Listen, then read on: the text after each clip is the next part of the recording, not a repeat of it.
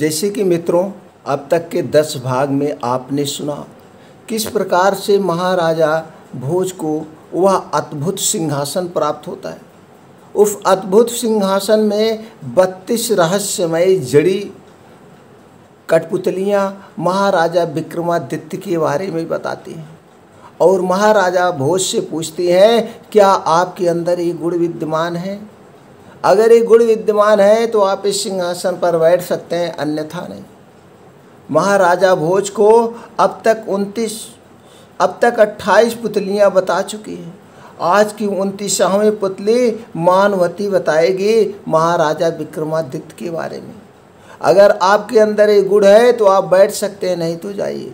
दोस्तों, चलिए जानते हैं मानवती कठपुतली क्या बताती है महाराजा विक्रमादित्य के बारे में। इससे पहले मित्रों, आप लोग कहानी में खो जाएं। आप सबका हमारे इस कहानी के चैनल पर बहुत बहुत स्वागत व अभिनंदन है। दोस्तों, दिल से स्वागत व अभिनंदन है। मित्रों, अब तक चैनल को अगर सब्सक्राइब नहीं किए हैं तो प्लीज़ चैनल को सब्सक्राइब करके बेल आइकॉन का बटन ऑन कर दीजिए। हम पूरे भारतवर्ष में जितने भी महान राजा, महान रानियाँ और वीर योद्धा हुए हैं, उन सब की कहानियाँ आप लोगों तक पहुँचाएंगे।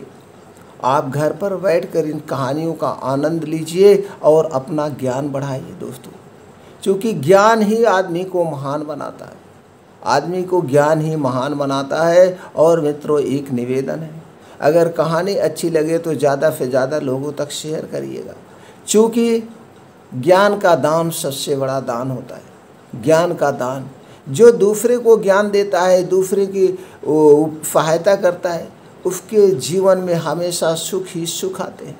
तो चलिए मित्रों, कहानी को शुरू करते हैं। इससे पहले एक बार फिर प्रेम से बोल दीजिए, जय श्री राम, राधे राधे।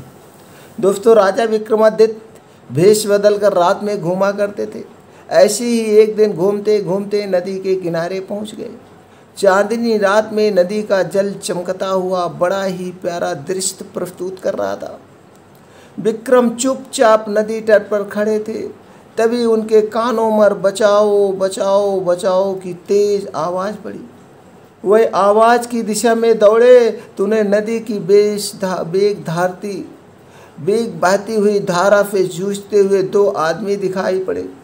गौर से देखा तो उन्हें पता चला कि एक युवक और एक युवती तैरकर किनारे आने की चेष्टा में है, मगर नदी की धाराएं उन्हें बहाकर ले जाती है। विक्रम ने बड़ी फुर्ती से नदी में छलांग लगा दे और दोनों को पकड़कर किनारे ले आए। युवती के अंग अंग से जीवन छलक रहा था। वह अत्यंत रूपसी थी। उसका रूप देखकर अप्सराएं भी लज्जित हो जाती। कोई तपस्वी भी उसे पास पाकर अपनी तपस्या छोड़ देता और गृहस्थ बनकर उसके साथ जीवन गुजारने की कामना करता। दोनों कृतज्ञ होकर अपने प्राण बचाने वाले को देख रहे थे। युवक ने बताया कि वह अपने परिवार के साथ नौका से कहीं जा रहे थे। नदी के बीच में वह भंवर को नहीं देख सके और उनकी नौका भंवर में जा फंसी। भंवर से निकलने की उन लोगों ने लाख कोशिश की पर सफल नहीं हो सके। उनके परिवार के सारे सदस्य उस भंवर में समा गए, लेकिन वह दोनों किसी तरह से यहाँ तक तैरकर आने में कामयाब हो गए। राजा ने उनका परिचय पूछा तो एक ने बताया कि दोनों भाई बहन हैं और सारंग देश के रहने वाले हैं। विक्रम ने कहा कि उन्हें सकुशल अपने देश भेज दिया जाएगा।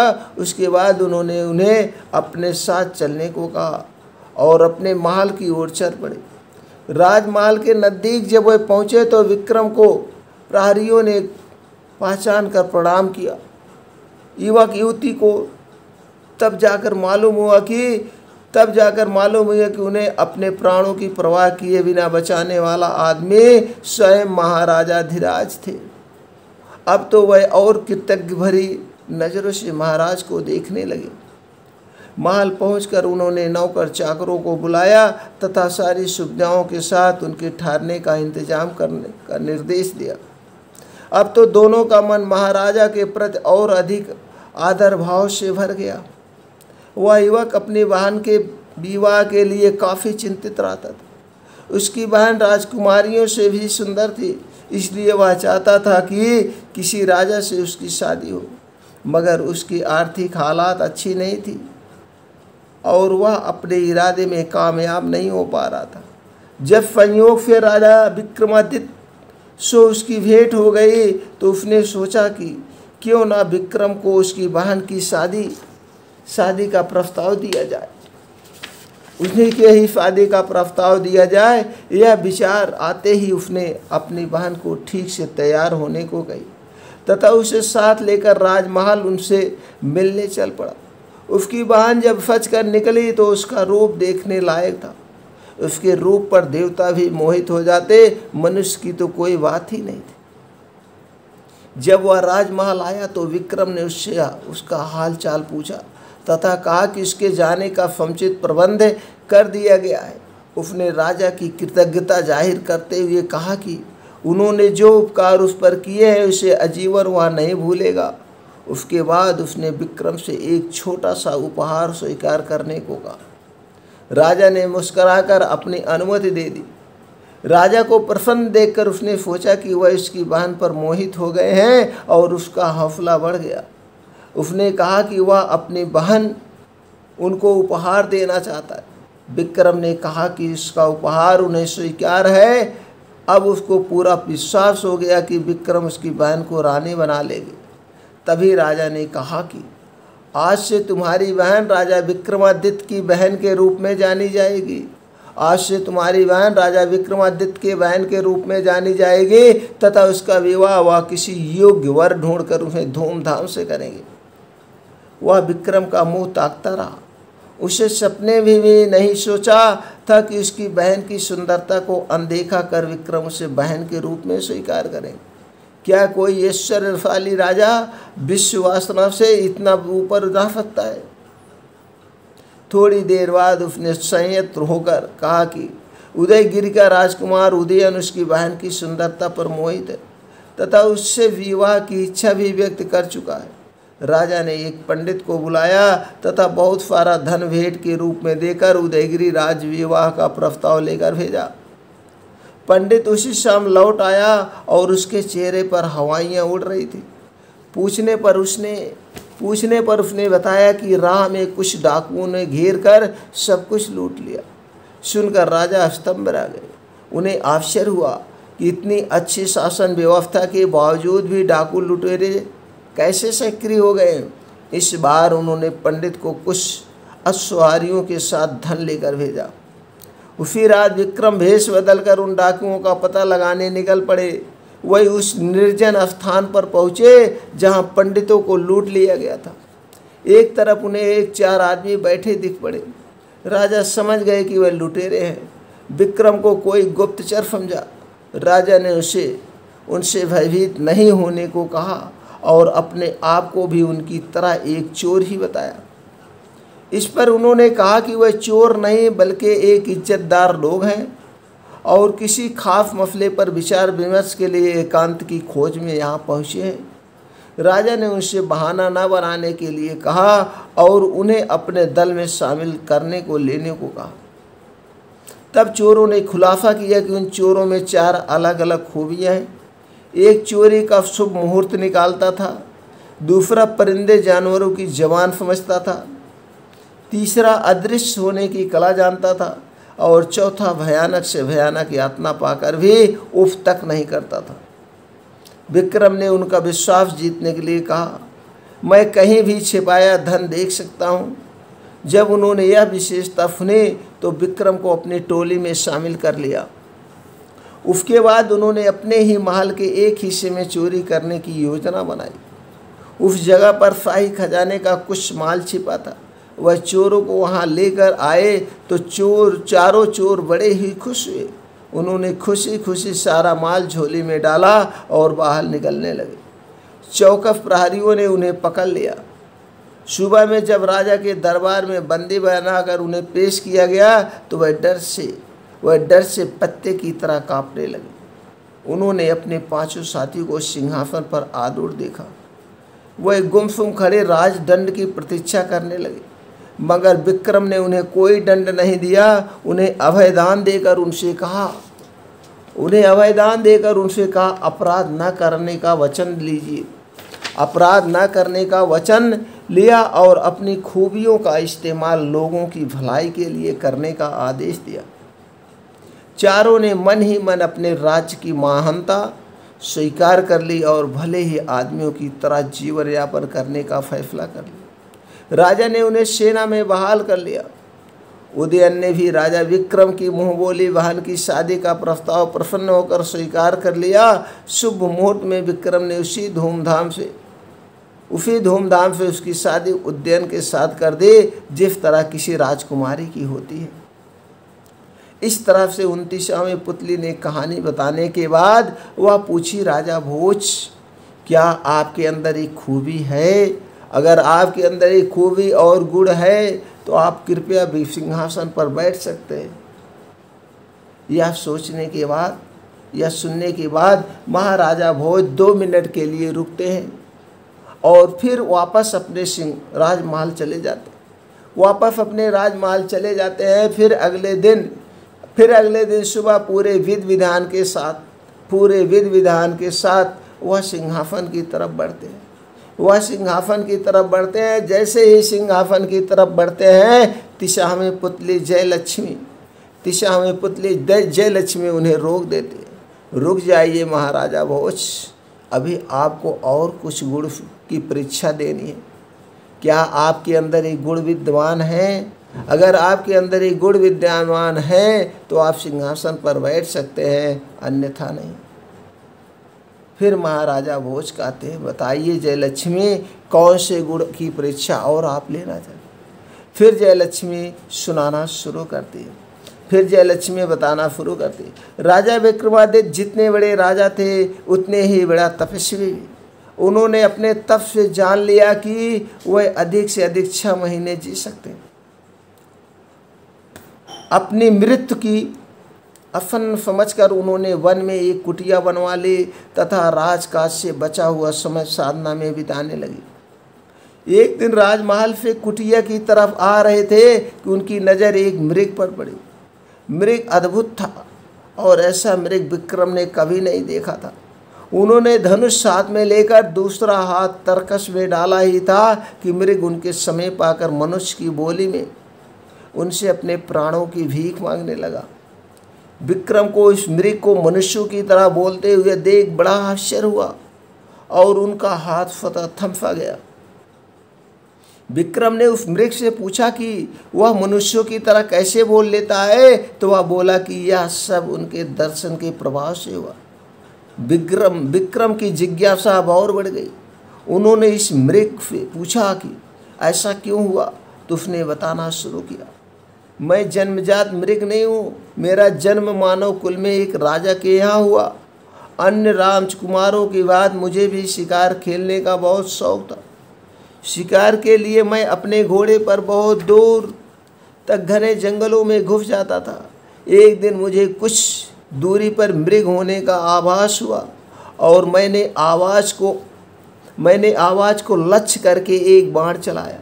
दरअसल वह आवाज़ एक साधनारत योगी की थी जो बहुत धीमे स्वर में मंत्रोच्चार कर रहा था। तीर उसे तो नहीं लगा, पर उसकी कनपटी को छूता हुआ पूरे वेग से एक वृक्ष के तने में घुस गया। मैं अपने शिकार को खोजते खोजते वहाँ तक पहुँचा तो पता चला मुझसे कैसा अनिष्ट होने से बच गया। योगी की साधना में विघ्न पड़ा था, इसलिए वह काफ़ी क्रुद्ध हो गया था। उसने जब मुझे अपने सामने खड़ा पाया तो समझ गया कि वह बाण मैंने चलाया था। उसने लाल आंखों से घूरते हुए मुझे श्राप दे दिया। उसने कहा, ओ मृग का शिकार प्रसन्न करने वाले मूर्ख युवक, आज से खुद मृग बन जा। आज के बाद से आखिटकों से अपने प्राणों की रक्षा करता रहा, जा। उसने श्राप इतनी जल्दी दे दिया कि मुझे अपनी सफाई में कुछ कहने का मौका नहीं मिला। श्राप की कल्पना से ही मैं भय से सिहर उठा। मैं योगी के पैरों में गिरा पड़ा, उससे श्राप मुक्त करने की प्रार्थना करने लगा। मैंने रो रो कर उससे कहा कि उसकी साधना में विघ्न उत्पन्न करने का मेरा कोई इरादा नहीं था और यह सब अनजाने में मुझसे हो गया। मेरी आंखों में पश्चाताप के आंसू देखकर उस योगी को दया आ गई। उसने मुझसे कहा कि श्राप वापस तो नहीं लिया जा सकता, लेकिन वह उस श्राप के प्रभाव को सीमित जरूर कर सकता। मैंने कहा कि जितना अधिक संभव है उतना वह श्राप का प्रभाव कम कर दे। तो उसने कहा, तुम मृग बनकर तब तक भटकते रहोगे जब तक महान यशस्वी राजा विक्रमादित्य के दर्शन नहीं हो जाए। विक्रमादित्य के दर्शन से ही तुम मनुष्यों की बात बोलना शुरू कर दोगे। विक्रम को जब जिज्ञासा हुई कि वह मनुष्य की बात बोल तो रहा है, मगर मनुष्य में परिवर्तन नहीं हुआ है। उन्होंने इसे से पूछा, तुम्हें मृग के रूप से मुक्ति कब मिलेगी? कब तुम अपने वास्तविक रूप को प्राप्त करोगे? वह श्रापित राजकुमार बोला, इससे भी मुझे मुक्ति बहुत शीघ्र मिल जाएगी। उस योगी के कथनानुसार मैं अगर आपको साथ लेकर उसके पास जाऊं तो मेरा वास्तविक रूप मुझे तुरंत ही वापस मिल जाएगा। विक्रम खुश थे। उनके हाथ से शपथग्रस्त राजकुमार की हत्या नहीं हुई, अन्यथा उन्हें निरपराध मनुष्य की हत्या का पाप लग जाता और वे ग्लानि तथा पश्चाताप की आग में जल रहे होते। उन्होंने मृग रूपी राजकुमार से पूछा, क्या तुम्हें उस योगी के निवास के बारे में कुछ पता है?